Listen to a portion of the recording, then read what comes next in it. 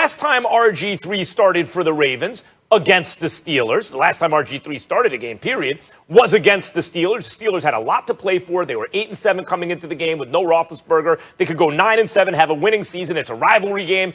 The Ravens didn't start anybody because they had everything sewn up already. No Lamar Jackson, no Ingram, no nobody. They just sat all their starters. And who won the game? The Ravens not only won, they won 28-10. They won by 3 scores. Beat the Steelers by 3 scores. In this rivalry game, which heading into this season, in this century, is 22-22 out of the 44 times they met, with almost 0-point differential. Everything down the line's basically even. And you already beat the Ravens once. You know they're coming for you, period. And you've had to deal with the delay, and you have to get ready, and then wait and get ready, and wait and get ready and wait. And after all that, you play a terrible game. Coach is right. All 3 phases of the game, the Steelers were no good. Even that last pass by Roethlisberger, which basically sealed the game with a little over 2 minutes to go, I thought that was a stupid pass. That should have been a pick 6. They should have lost the game on that. But guys, they won. And it's not the kind of win where they go home feeling good about themselves and it papers over all the problems. No, they clearly played poorly. The coach put them on blast.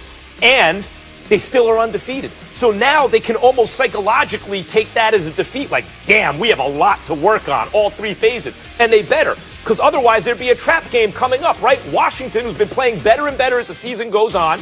After the Ravens game, what did Ryan Clark tell us, Stephen A.? Steelers, Ravens, best time to play those guys is after they played each other. That's a dangerous game. But now suddenly it's not a trap game because of this performance.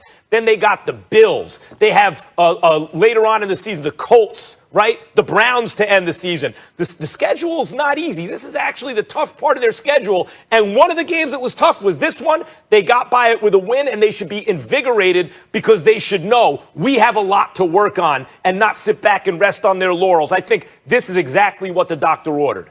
Well, fair enough, but I thought it was an absolutely atrocious performance. As a diehard, lifelong Steelers fan, I was absolutely, utterly disgusted by what I saw. If you recall, Max Kellerman, we were on the air yesterday, and I said to Ryan Clark, when you look at Big Ben Roethlisberger, as great as he is and as great as he's been playing, he's prone to those mistakes. And you know, against a Kansas City Chiefs squad, which is basically the measuring stick for this season. When you're undefeated, there's only one team that should be standing in your way, and that's the reigning defending Super Bowl champions, led by the greatest quarterback in the game right now with Patrick Mahomes. The bottom line is that you throw that red zone interception. Only 1-4 in the red zone yesterday. You throw that interception to that kid Bowser. You had no business throwing that pass. Like you pointed out, the other one should have been a pick 6 near the end of the game.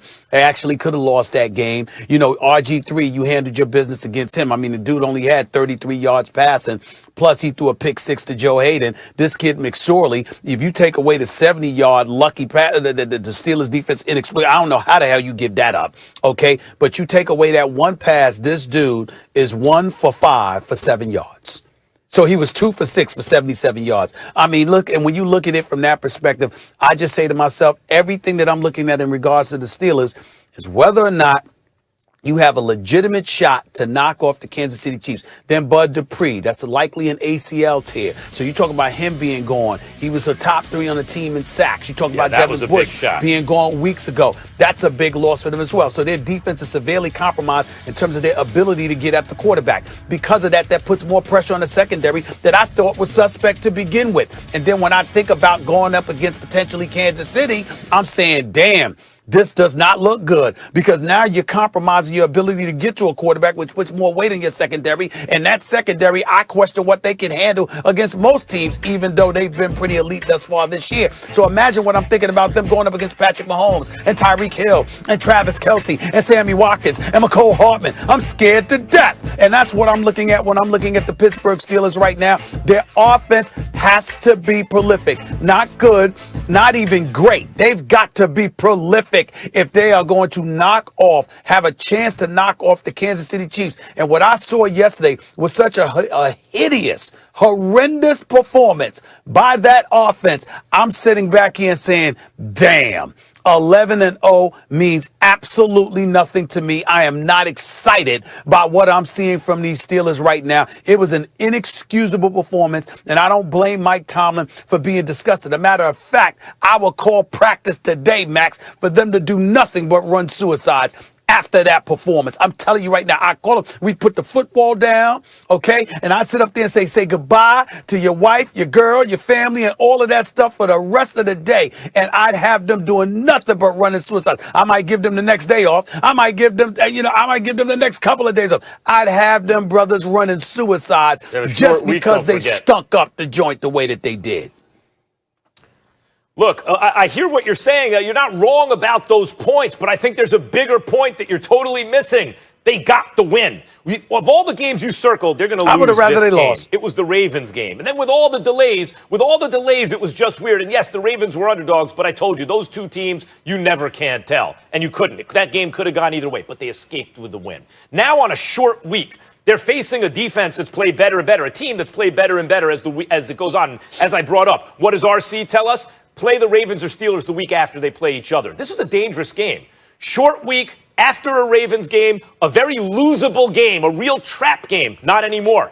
Not anymore. And then if you get by Washington with a win, and before I even get to whether they can beat the Chiefs, I don't think anyone's going to beat the Chiefs. But the best way to do it's actually in a shootout. That gives you your best chance. That's when their record is most mediocre. It's still over 500, but it's not basically unbeaten, right?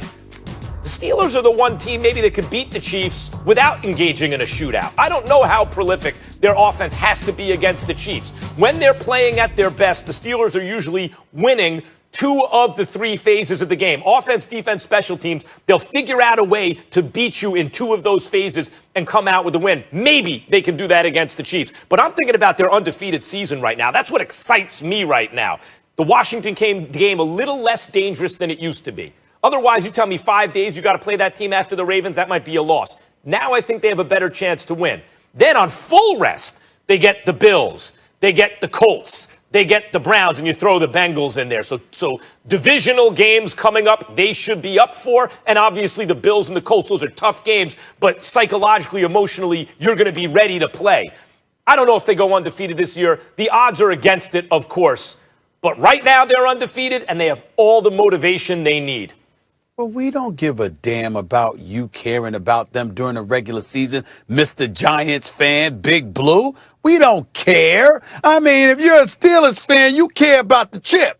You care about the Super Bowl. That's what the hell you care about. And everything is measured on that. Now, if they were like, if they were a 500 team or something like that, maybe I'd care about the regular season because it would be about whether or not they get to the playoffs. But at 11-0 and knowing they're going to the playoffs, everything is about the chip. Everything is about the Super Bowl. Everything is about being ready to go up against the Patrick Mahomes, the Derrick Henrys of the world, or anybody else in between. That's what this is about. And based on what we saw from the Steelers, there is nothing to be excited about right now. Not with that offense not being able to perform up to snuff the way that they did. A Mike Tomlin coach team's not thinking that. They're thinking one thing, opponent next week. The opponent next week, Washington, after this performance is a little less dangerous because the Steelers, I expect to be on their A game. Trust me, Mike Tomlin think about the postseason. It's about being ready to go. It's about the chip. He ain't think about the regular season as much. He only think about it because he got to, because you got to be prepared for the postseason. He ain't trying to think. It ain't just about the regular season. Stephen A., you know what I was thinking about when you were talking, coaching, all tough, you'd have them run wind sprints, all that. I was thinking about you in Chicago and that sorry all-star team you coached, and how Wilbon spanked you guys. It was Maybe fixed. It was rigged. Techniques. You know what decision I made? Oh, my goodness. That's why you need to redeem yourself this year. Molly, that's why I got my knee. That's why I got my knee surgery. The next celebrity game, I will be playing. I'm gonna play. Hey, okay. I'm gonna play. I'll bring the pom-poms. I'll be on the sidelines. Let them football players who think they can ball. Let them come on the court. Basketball is a different ball game. Let's roll. I'm with it. All right, we're going to leave it there, guys. When we come back, more NBA to get into. AD and LeBron, they're gearing up for multiple